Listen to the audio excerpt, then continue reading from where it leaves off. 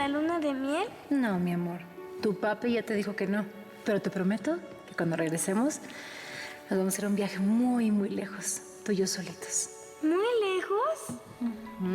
¿Tú y yo solitos? Sí, mi amor. Qué bien te ves, precioso. ¿Cómo te sientes? Me estás aplastando. Ay, mi bebé hermoso, perdón. ¿De quién son esos ojitos tan bellos? Tuyos. Tengo hambre. ¿Tienes hambre? Te traje cosas ricas para comer.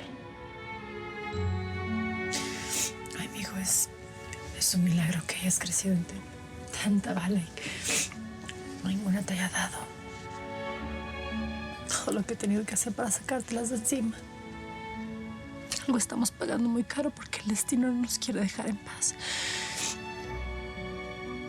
Mi niño.